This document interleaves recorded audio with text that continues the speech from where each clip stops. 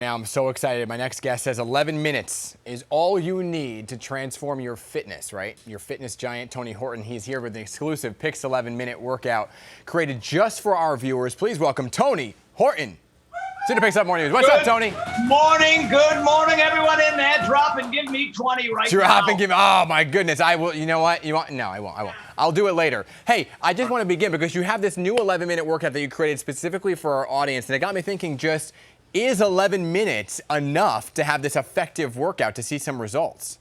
Well, a lot of it has to do with what you're doing in your 11 minutes. You know, I mean, I have these moves called heart, lungs, legs moves, right? So you're involving everything, lower body, upper body. And this is 4 moves. You keep going around and around and you do as many, when it comes to the 2 core moves, about 20 reps. When it comes to the cardio-like moves, about 1 minute. And you just kind of go from one to the other to the next.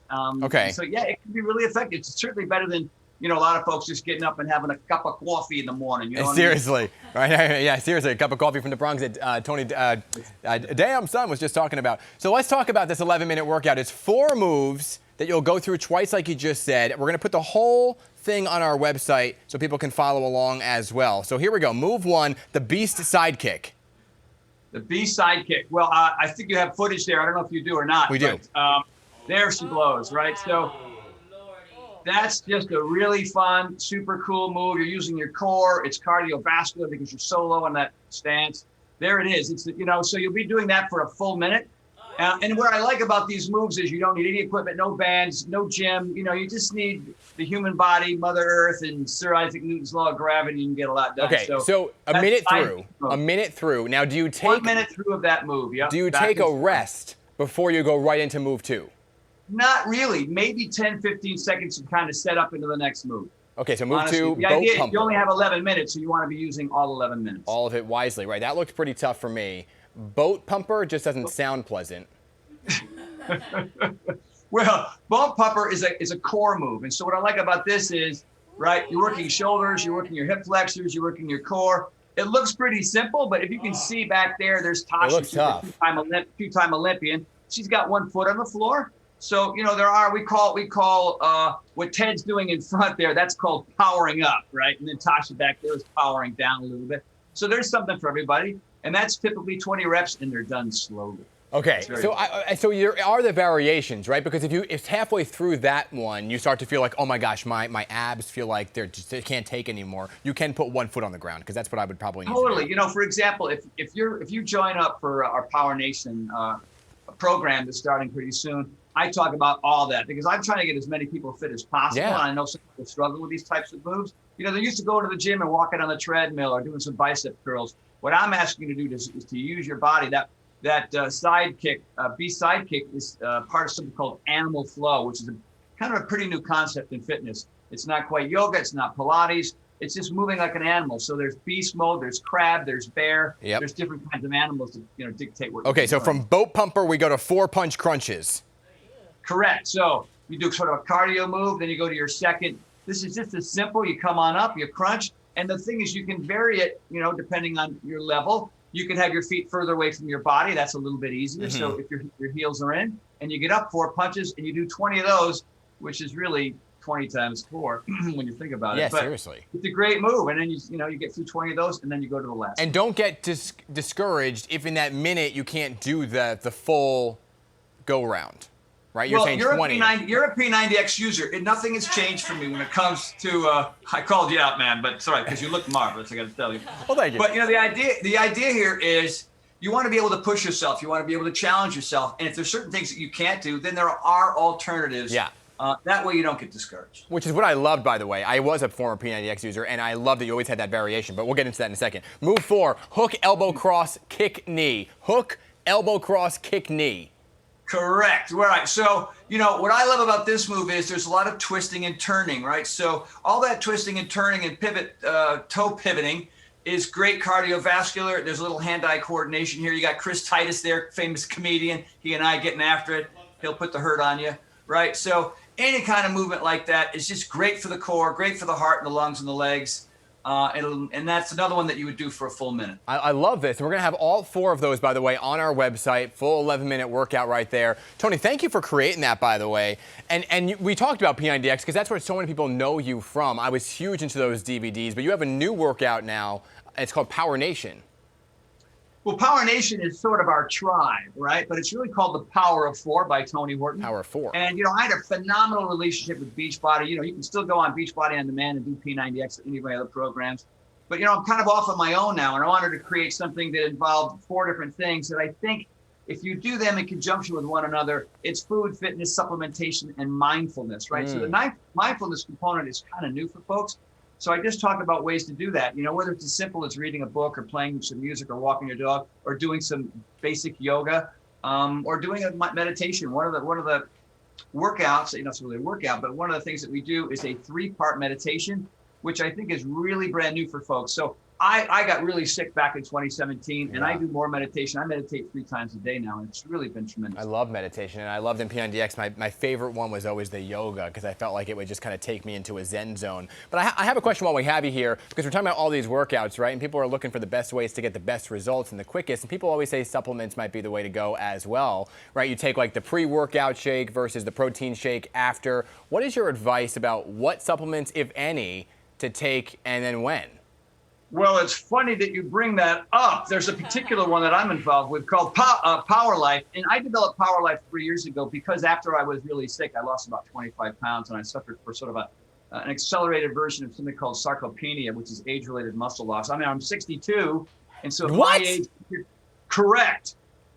That's right. The lighting in my room is perfect, I must tell you. Wow. But yeah, I mean, age keeps coming, but I train 6 days a week and I make sure that I take the proper supplements.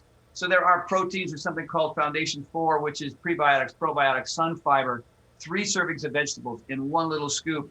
And, I just wasn't getting enough of the right nutrition that I needed. If you take, for example, the protein powders, we combine chromium, vitamin D, and something called HMB to really enhance muscle growth. So, and I think it's critical. I mean, you look at any professional, collegiate, even high school athletes, they're all taking some kind of supplements to sort of help with recovery. It's all about recovery. Yeah. You train really hard and you have enough time to recover so you can come back the next day. Understood. Okay, great. So that's what I think. My problem is I'm slim and trim, like you said, but the problem is like getting that bulk, right? So that's where I think the protein kind of comes into play. And it doesn't have to be about bulk. Some people, they want more size and they want more strength. Other people just want to be mean, lean. I'm getting this actor ready for a TV series right now.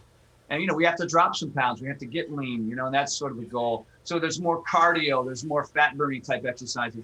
And whenever we do any kind of resistance stuff, weights or the stuff that I've showed you, we just do super high reps. I love it. Let's bring in the team right now. The whole team is with us right here. Hi, Tony meet Horton. the team. Team meets Good Tony. morning. Good morning. Hi, Tony. Good morning. I feel like the problem is that the names of the exercises are very intimidating, like the Beast Kick. If you named it like the Fluffy Cupcake or something really just soft and gentle, I feel like that would be like, hey. I'm gonna rename that, the Kitten Kick. The kitten kick. God. Exactly. Right? Hello? Kitten kick. Cuddles. They Hey, Tony, is the there snuggle. a way after doing these exercises that you don't feel like you're completely sore head to toe? Is there a way to alleviate that? Yeah, you ahead of work out time? more. Well, but for folks like me. Yeah. Well, look, here's the thing is, you're very accomplished, and I'm assuming that when you exercise, you go for it. And it might be not be a bad idea to not kind of really. back off by 20%. I think some people just train too hard. They want too much too fast. And you've got to be the tortoise and not the hare. I mean, the reason why I'm fairly fit at my age and I can do 35 pull-ups and 100 push-ups, et cetera, My gosh. is because it's about How many? consistency. That's amazing. Yeah, Camera. I've been doing it for 35 years. So I'm always adding an extra rep here. I'm always making sure that my range of motion is really good. Really focusing on form and function. I'm not trying to, knock it out of the park every time I work out. Some days it's just a maintenance day. As I call Got it. it. You just kind of come in, you go through the motions, and you're not trying to knock it out of the park. And that's my question. That's just listening to your body. That's my question. I just started doing pull-ups and all the different variations: the wide, the narrow, reverse. So my question is, do you always try to do one more the next time? Right? Like you always push yourself for that one more, or do you keep it at a base level of like whatever your number is? No. I mean, like I said, the other day I did a chest and back routine where I turned to my friends and I said, it's going to be a maintenance day.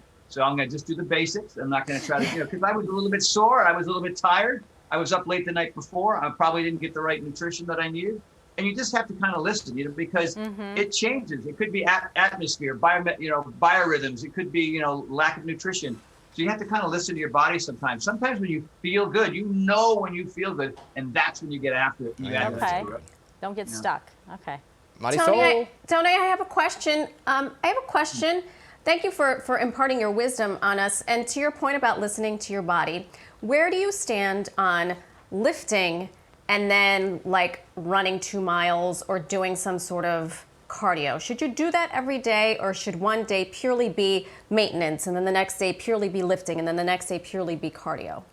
That is a great question. And so if you look at P90X, P90X2, X3, 22-minute hardcore, all the programs I do with Beachbody, and now the Power of 4, I always separate cardio days and resistance days, and I always separate upper body days with lower body days. Because if I'm going to work my chest, shoulders, arms, and back, then the following day I should be doing something different, because this half of my body needs to recover, it needs to heal, right? So the next day would be either plyometrics or some kind of cardiovascular routine. And so that way I've given my upper body a full 24 hours. Right. The lower half is maybe a heart, lungs, and legs thing.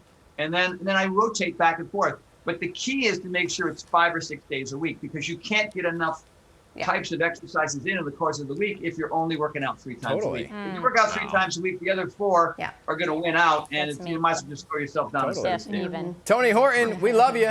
Come on back. Thank you for doing that. Stuff. Thank you for making that workout for us. And by the way, I mean, I hope if I could just look like you when I'm 62, I'd be a very happy camper. Yeah, you look Me great. too. For real. Yes, if you shirt on, but Glad you're healthy again. Mine is just deflated. Okay. Thank you. Thank you, Tony. Thanks, everybody. Appreciate it. Awesome.